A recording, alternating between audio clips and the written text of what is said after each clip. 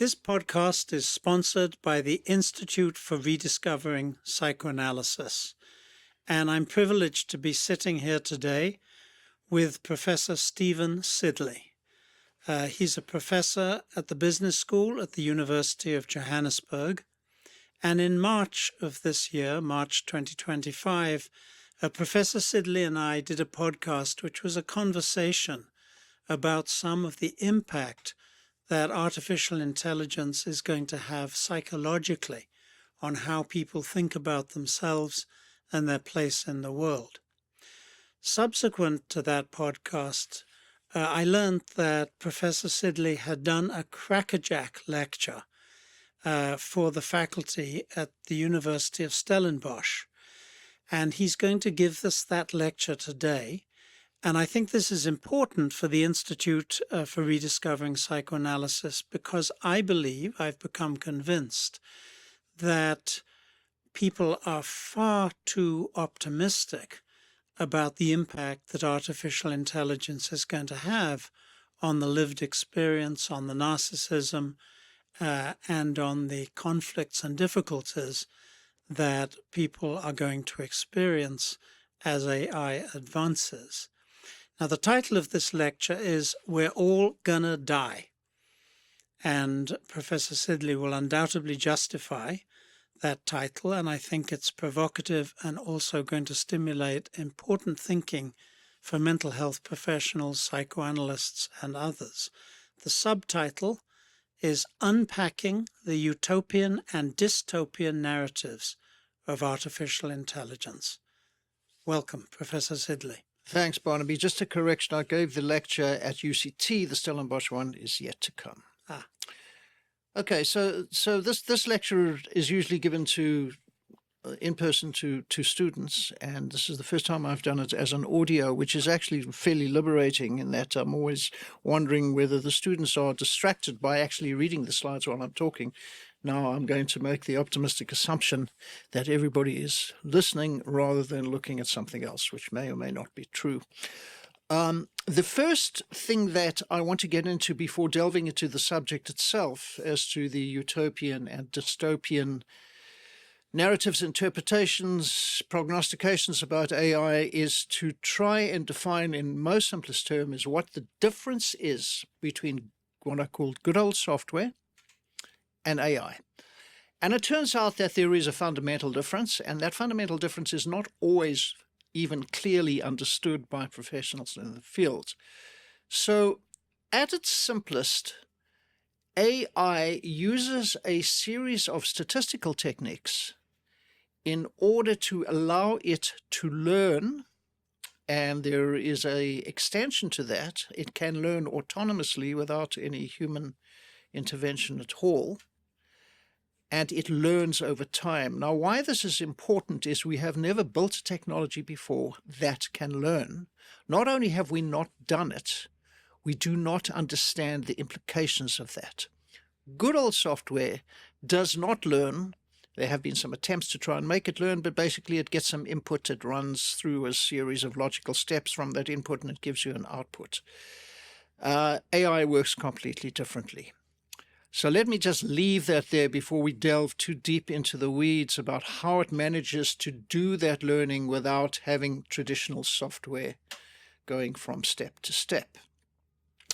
The second issue is, in order to give AI context, I want to situate it within the great human intellectual achievements. So we can run through them, and I'm sure there are pedants who would argue that I have left a bunch out, which I'm sure I have, but let's start in the 19th century or thereabouts, and we can talk about electricity and medicine and antibiotics and radio and cars and mass production and flights and the splitting of the atom and TV, computers, calculating faster than humans, transistors in the integrated circuit, which led to the PC and the internet and cellular communications and smartphones, which led to a bunch of apps. When I say a bunch, I'm talking about now millions of apps that you can download depending on your tastes and desires, which led to social media, and we all know some of the effects of that. And then, of course, in other areas like fusion and crypto. These are great human intellectual achievements. They have caused revolutions in society, every single one of them. Some of them over the longer term, some of them over the shorter term. And here we have the newest of these. You'll remember that crypto is the last one, which started in 2010. It's been around for 15 years. Is artificial intelligence, which has actually been around for much longer, but only burst into the public zeitgeist in 2022 November with the launch of ChatGPT. And it situates itself as similarly a revolutionary new invention coming directly out of human creativity and intellect. The difference this time is, number one, it has happened in a dizzyingly short time. 3 years ago, the only people who knew about artificial intelligence were professionals in the field and maybe a couple of others who had worked on applications over the past 10 years. Now everybody has heard the word. Very few people understand what it means and what it's going to mean. And very few people understand the speed at which it's moving. Okay, so we situate that in a context of great human discoveries. Very soon after the launch of ChatGPT, a reminder again, November 2022, before I get to what happened after launch, I just want to point out one other thing. We have been dreaming about artificial intelligence for thousands of years, and we've been trying to make it for thousands of years.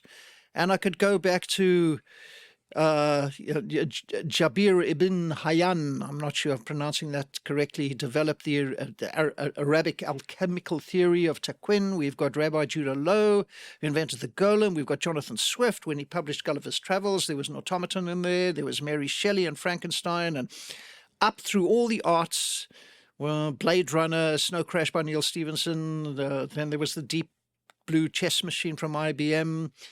Etc., etc. So throughout the arts and without human imagining, we have imagined a human-like intelligence in many forms across our writings and our musings. And in some cases, they are dystopian, and in some cases, they have been utopian. AI is not a new concept.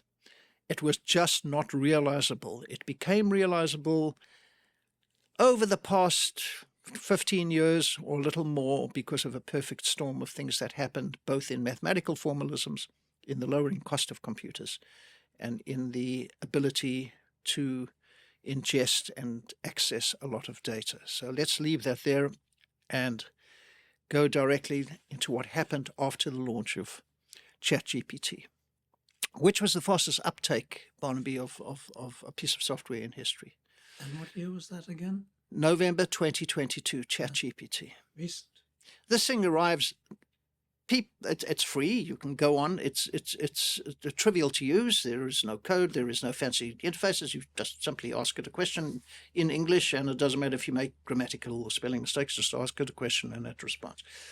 And it responded not only in perfect English, but it responds in useful ways, and that was the most important thing. People found immediate use for this thing.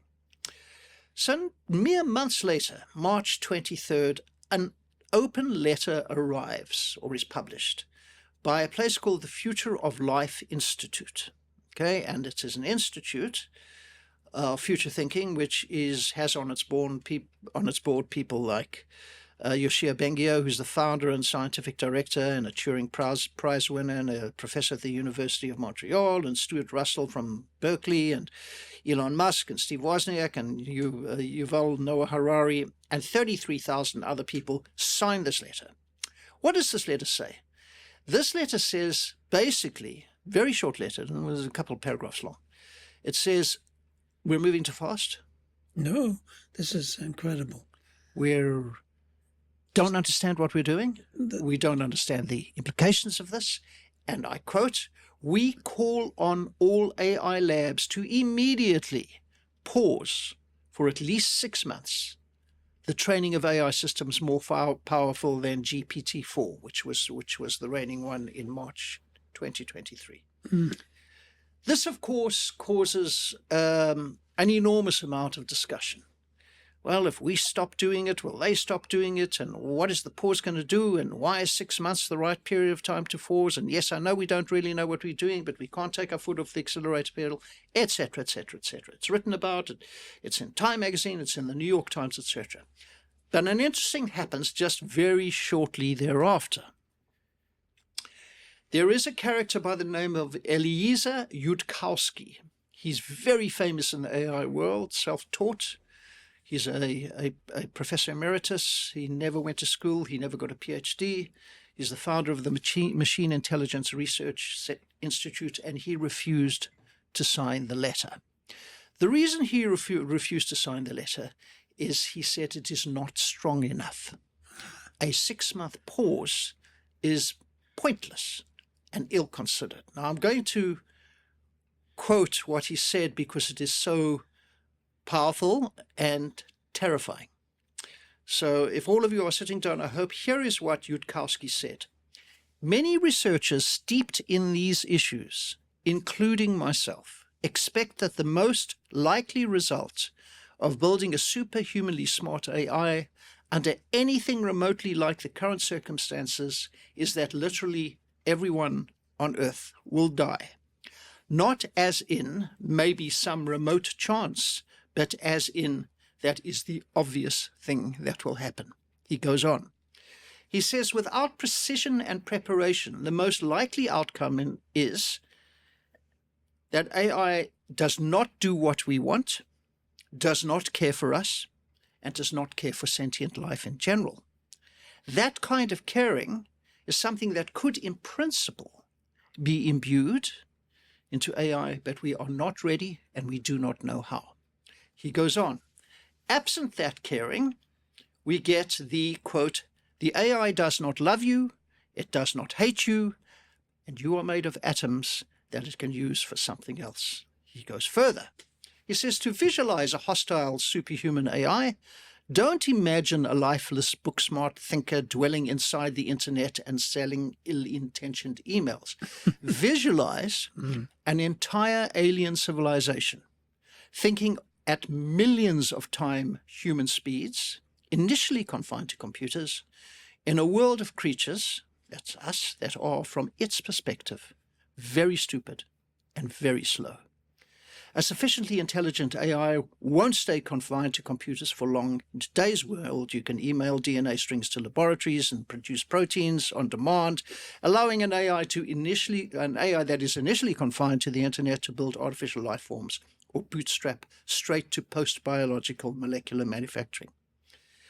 And again, he stresses at the end of his missive, if somebody builds a too powerful AI under present conditions, I expect that every single member of the human species and all biological life on Earth die shortly thereafter. You can imagine, Barnaby, the explosion of emotion after this. The outrage, number one, from those in the community who did not agree with him. The fear from those people who understand how deeply he's thought about it. And the consequential debates and discussions that were had, this was in 23, and continue to be had. So let me stop there because that sort of introduces the dystopian view of AI, of which he is the leading thinker, speaker, enthusiastic, if you'll excuse a poor adjective or a poor noun. No, that statement is incredibly powerful. I mean, it's mind-blowing and very disturbing.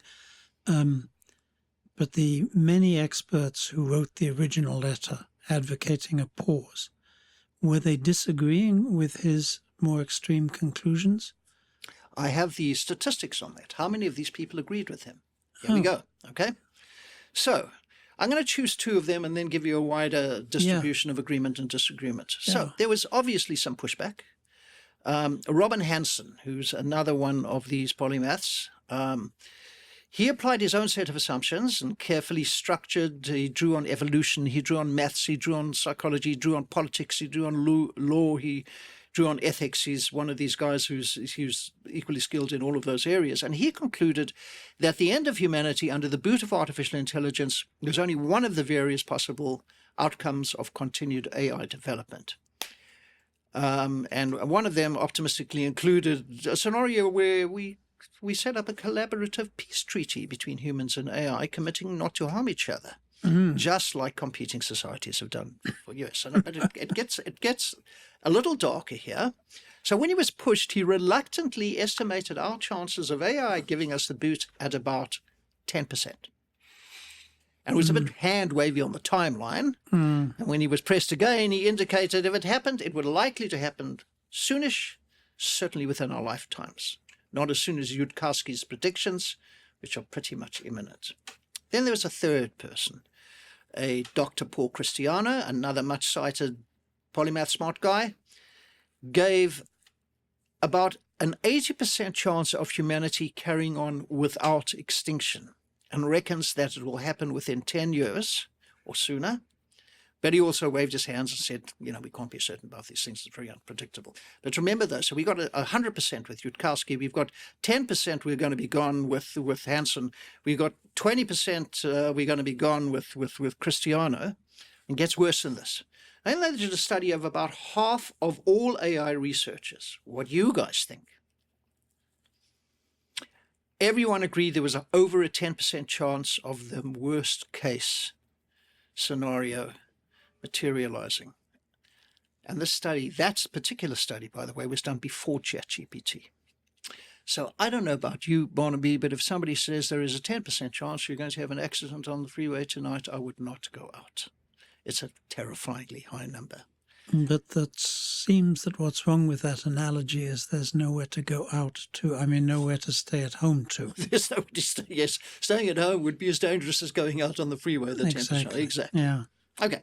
So that takes us to the big dystopian discussion which exists now. I will tell you that I started putting together this lecture perhaps 6 months ago, and just this morning I was listening to a podcast which was put on by the Center for Humane Technologies, which is another one of these very deep thinking groups. And they are now saying that they didn't address the utopian and dystopian issue, but they did talk about artificial general intelligence. Let me define what that means. Artificial general intelligence means when the AI can do every single cognitive task that humans can do. In other words, on the front end of a screen. It can't do dexterous things like fingers and brush your hair and wash yourself. But where nobody on the other side of the screen would know that it's a computer, and they can ask them anything that you would ask a human, not just within a restricted domain. That's AGI. They were talking about AGI, one of them 2027, the other one by 2029, the other one said maximum 2030. That's 5 years away. Who is they? So his name is Tristan Harris, and I can't remember the name of the other two, but this is their business is to study these things, and AGI is arriving very soon, and you can tie that to the dystopian utopian narrative, because the ability for a AI to be either massively dystopian or massively utopian is directly tied to the time that we take that it has the capability of artificial general intelligence. Because the day that it is artificially generally intelligent, of course there won't be such a line. The day after it's artificially super intelligent, it starts to exceed us, not just equal us, immediately, because it's autonomous and it can learn. Okay, so I'm going to go into Utopia before I depress everybody and they all run away and go get drunk. Let's go to the utopian side of the spectrum. I want to talk about, let me see if I'm in the right place here on my lecture. Yeah, I want to talk about a company by the name of DeepMind.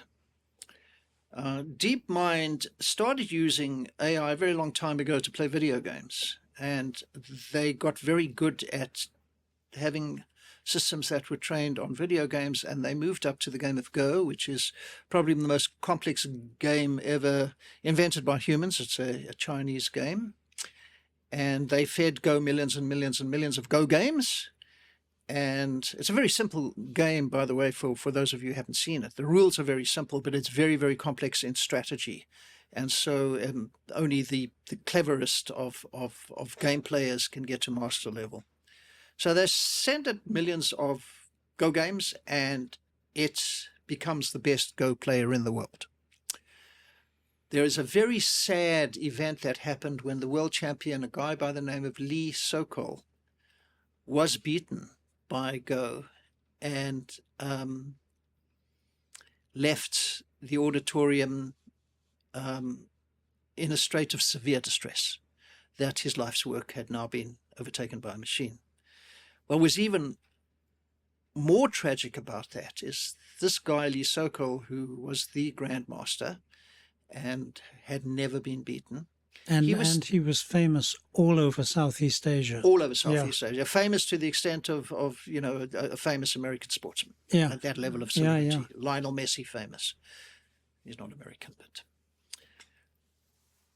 During the third game, I think they played 3 games, the AI made a move. It was Move 37. There's a book about it called Move 37, which was so inexplicable, so incomprehensible, so seemingly stupid that all the people watching this, and by the way, there was an enormous population of people watching this on the screen, thought that the machine had broken. And it turned out to be the move that caused him to win the game shortly thereafter. But the important part of that was a move that had never been seen on a Go game before. It had invented that move purely by using artificial intelligence. So caused the machine to win the game. Caused the machine to win the game. Something happened immediately after that, which is even more significant, is the researchers said, okay, we fed this game, this AI, millions of Go games. They're a bit of a cheat. We would like this thing to learn to play without having been trained by anybody. Now, humans can't do that. You learn to be a great player at anything by playing or learning from previous masters.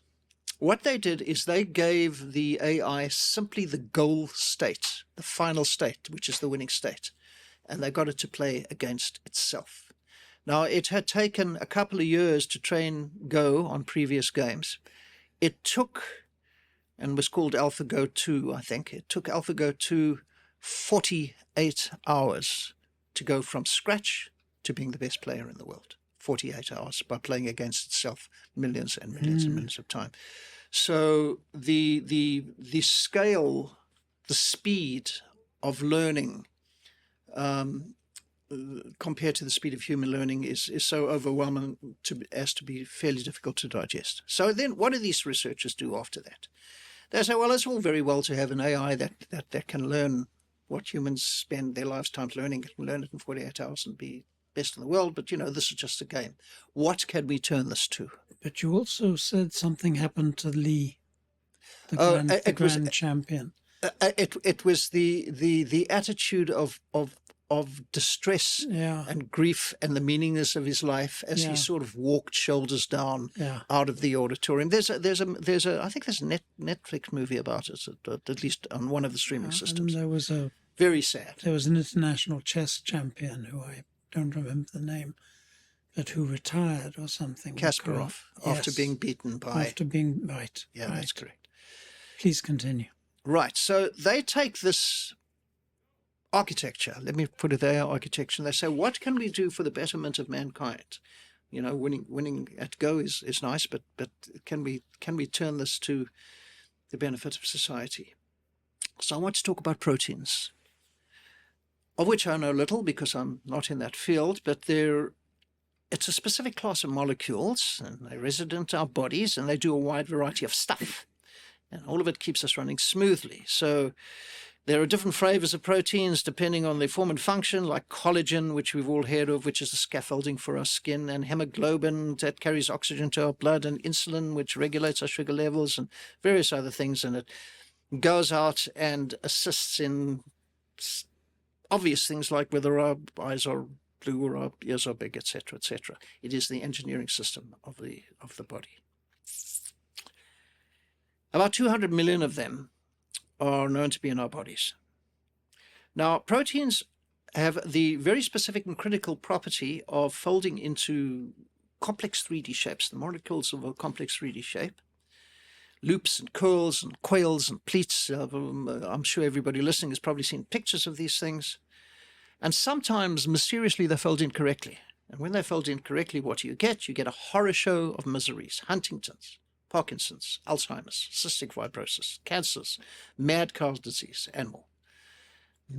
Absolutely no chance of a cure of those sort of things. It can't be cured by chemotherapy or anything else. That's the end when you get one of these things. The only hope of cures for these diseases is to understand how they folded into that shape, which would give us an understanding of how they originally fold correctly and how they got into an incorrectly folded position. And so for the past 20 or 30 years, there have been a bunch of researchers who have been trying to do exactly this. It takes one researcher, using traditional methods, about a year to unravel the 3D mysteries of one protein. Now remember, there are 200 million proteins. In the human body. In the human body. And about $1 million in academic funding to do so, because there's very complex equipment to do it, radiocrystallography and various 2 years to research one protein at vast expense. Yeah, about a year to 2 years and $1 million to $2 million in funds to understand simply how it folds, not anything else. So they turn AlphaGo loose on the proteins, and it does all 200 million in 3 weeks. It would have taken 10,000 PhDs 100 years to do it. Wow. Now, they have not gotten from that point directly to cures, but they have gotten on the track to cures, which they were not on previously. Once again, the scale of this thing, by the way, it's called AlphaFold because it understands how these proteins are folded. And now there is a new version called Alpha Protein. I'm not sure what it does. It's outside of my field, but an astounding set of scientific discoveries. There is a message over here on the utopian side. One of the most optimistic uses of AI is in the sciences. I just chose one, which is protein, but there are very many others. You mean that these diseases that you've listed could be cured? Yes, these diseases could be cured. It's not only that. There are a bunch of other things. There is food production, many of the sciences. It's not just only health. There are others, which we can get into later. Which takes me back now to, have I gotten, that was my Utopia number 1. I'm going to go directly to Utopia number 2, which is education. There was a experiment done in Edo State, Nigeria, over June and July 2024. They took 800 first-year senior secondary students. I'm not sure what age that is, probably mid-high school. And these are not native English speakers. And they attended after-school English. And it would take a certain amount of time to get them proficient in English. So they took 800 of these people and they put them in computer labs with specially designed AI.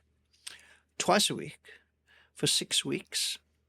There was a teacher-guided initial prompt only. So the teacher would stand there at the beginning of the computer lab and say, type in whatever you like, just give them one instruction and then step back, say nothing more. And these kids would dive in and start experimenting, start talking Nigerian and English to this thing and asking it questions, and then about their favorite football team and about their village and about agriculture and doing it in English and being corrected if their English is wrong. Okay, so what were the improvements in their English understanding? So it was about 0.3 standard deviations. What does that mean? To put it into perspective, 2 years of learning was achieved in 6 weeks. 2 years of learning was achieved in 6 weeks. Then they compared these results to a database of other educational interventions that were studied through randomized controlled trials in the developing world.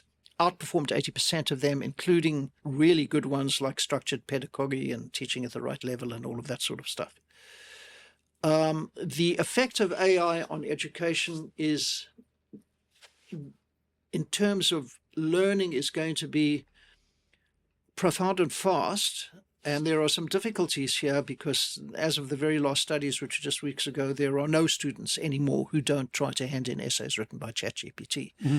So the ability to evaluate students has been a couple of thousand years of education has been overturned in a matter of months. And they are struggling with how to now monitor, evaluate, and govern students who will use AI to answer questions. And of course, there are techniques like oral or face-to or in exams without computers, etc., etc. And if you're in the field of psychoanalysis, it's alarming for those editors of journals, professional journals that we depend on.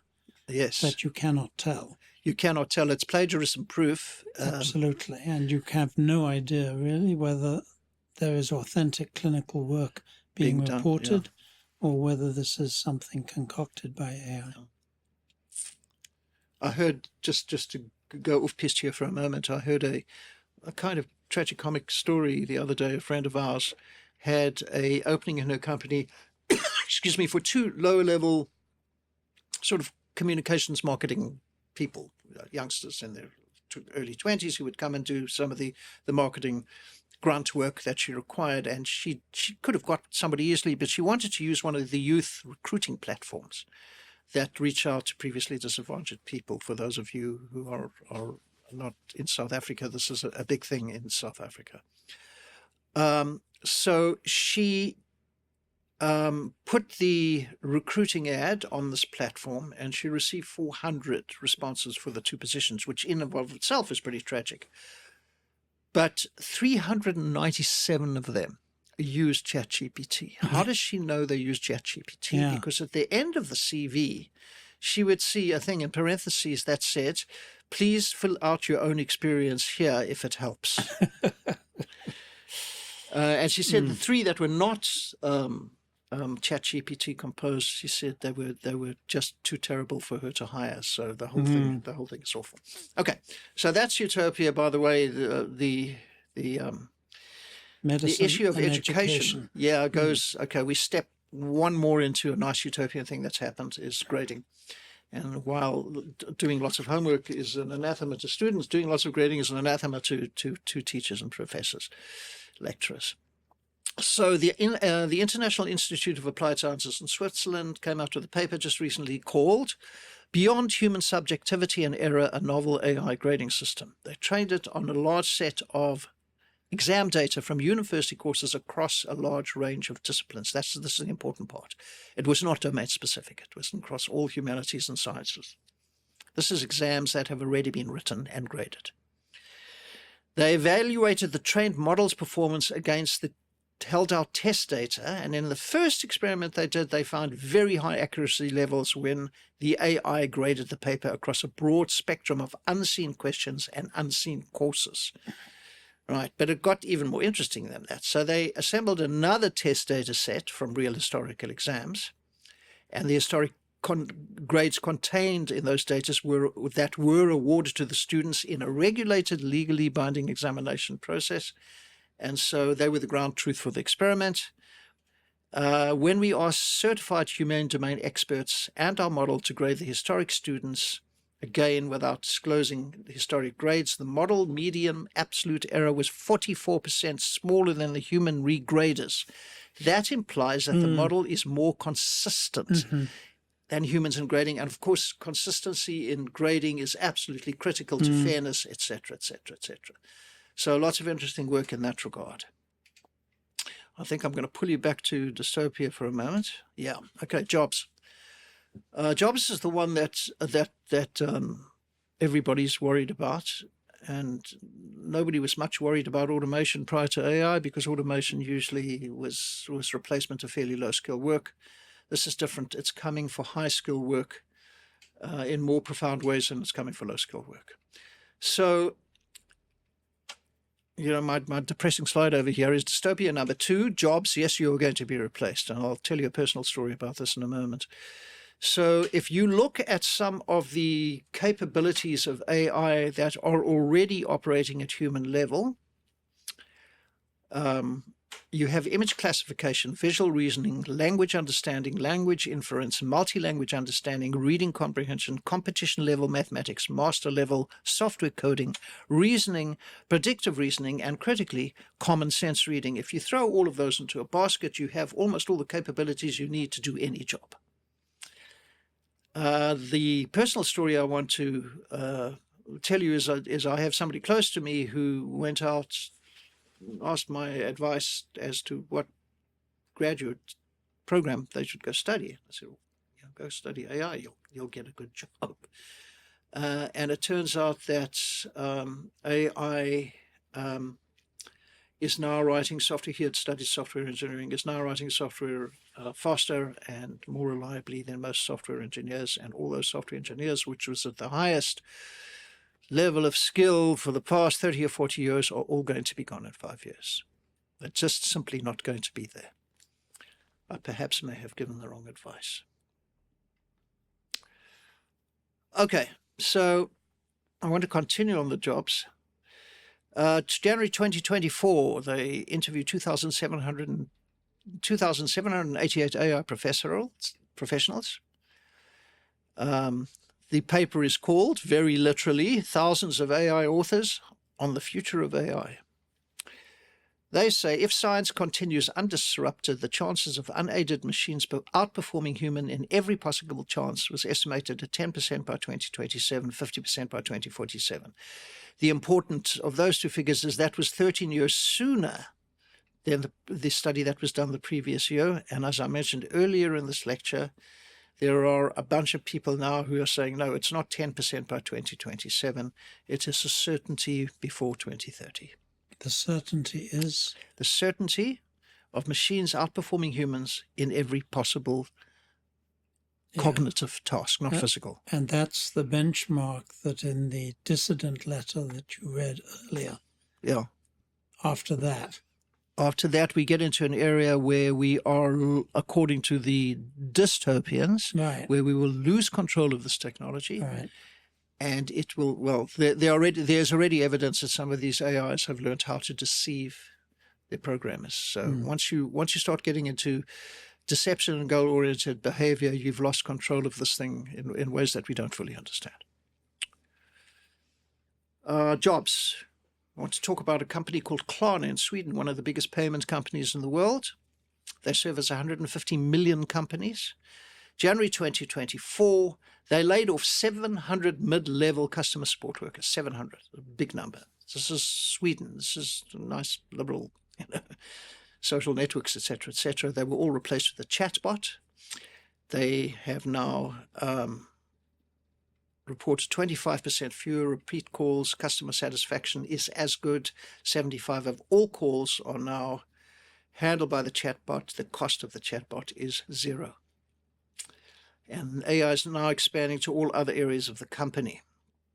There is a law firm that I know of 50 lawyers, whose goal is to reduce the entire company to exactly 3 people, the 3 founding partners, and AI, and not reduce any of their billings. However, not everybody agrees with the job loss scenario. This is not certain. Mark Andreessen, who's probably the world's most successful venture capitalist, he expects a gain of 92 million jobs by 2030, which would be jobs in other areas. But PwC, who does this sort of research, or it was McKinsey, one of the two, think that 400 million jobs will be lost by 2023. And I cannot possibly predict the social carnage of 400 million jobs in the world disappearing. That is also something that is impossible to digest. In the time frame of the next few years. Yeah. And then there's creativity. Okay, art, writing, poetry, music, etc., etc. One of the last bastions of our human exceptionalism is the best way I can put it, or put another way, anthropomorphic arrogance, that nobody can touch that part of us. Yeah. There is a particular test which you may have heard of, Barnaby, called the Torrance tests of creative thinking. It's not domain specific, and it gives insight into domain general creativity that is recognized to humans across all these domains. So things like novelty and fluency and originality, etc., etc. And AI was, at the time of the study, which is already 6 months old, and 6 months is now the dark ages when it comes to AI. AI scored within the top 7% for flexibility and in the top 1% for originality and fluency, as judged by humans who were not aware of the study's purpose. So it's coming for creativity as well. Let's see if I can find some more Utopia. Yes, I've got another Utopia for you. I'm interleaving my dystopias and utopias so as to try and balance these two things out. I want to talk about batteries, the boring business of batteries. Batteries have become massively important, particularly in an age of climate change. So renewable energies, particularly solar, which is the most important one, requires battery backup for those periods in which the sun doesn't shine, and therefore we have EVs and Elon Musk's big batteries which go on walls, etc., etc. There are many, many problems with batteries. They are big chemical beasts, and I need to quote Elon Musk. He calls batteries sucky technology. Not very nice. Lithium batteries are the standard. But they suffer from problems called thermal runaway and geopolitical problems, because lithium is only available in countries that are unstable, and there's voltage management problems, and they have limited lifespan, etc., defects. So Microsoft and a battery company called PNNL decided to collaborate in 2024 using AI, and they were able to analyze 32 million materials in 80 hours compared to the 20 hours it would have used traditional engineers to analyze these materials. And by eliminating unstable candidates and those with weak chemical reactions, they narrowed down millions of options to a few hundred viable candidates within days, and they invented a novel solid-state electrolyte that uses 7% less lithium. Lovely application of applied science with AI. Okay, we get close to the end here, but I need to pull you into one more dystopia, and it's the one that we're all probably most familiar with, which is disinformation at scale. We've already seen disinformation at scale with social media, fake news, and the rest of it. But the stats that underlie this sort of carnage that we're seeing in misinformation is that 50% of people get their news from social media. There's no longer Walter Cronkite standing there and looking trustworthy, or the board of editors of the New York Times. You have a breaking into millions of shards of where people decide to get their news. So this is dangerous because there's no authority to guarantee the provenance of the news that is being reported, as there would have been, or as there is at some place like the New York Times. So Adobe, which is a company that you've probably all heard of, developed a piece of software called Voco in 2017. And Voco allowed it to synthesize and emulate any celebrity's voice. So it could speak like the president or Obama or whoever, and it could do it in such a way that it was unable to be detected, simply unable. They were so terrified by this piece of software that they shelved it. Now you just go on the web and you download one of these things for free. They are all over and they are undetectable. So you can get a call from your daughter saying, I've been kidnapped. You have to send money. They're threatening me, which has happened in Mexico.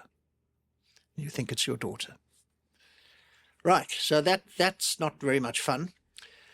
So there's a guy by the name of Irene Etzioni who decided that this is too terrible. The AI is now being used to mimic voices and video and photographed, and we need to get serious about guaranteeing provenance and picking up fakes. He starts a company called truemedia.org. Now, what happens with truemedia.org, which you can go on, by the way, is you can upload either a URL or a photo to their site, and it will apply a whole bunch of fancy technologies, and it will return the probability that it is fake. Okay. Now, this is very exciting, except for the following things, which the CEO admits. First of all, it's proactive. You have to do it. Facebook's not going to do it. Google's not going to do it. It's not in their interest to tell people that there's bad stuff, and it's their interest to get as many users as possible. So commercially, it doesn't make sense for them. It catches 90% of stuff. So 90% will say this is probably fake, which means 10% of the stuff there is fake. Mm. And what is worse, that number, according to him, is decreasing quickly. Mm. So technologies are not going to help us out here.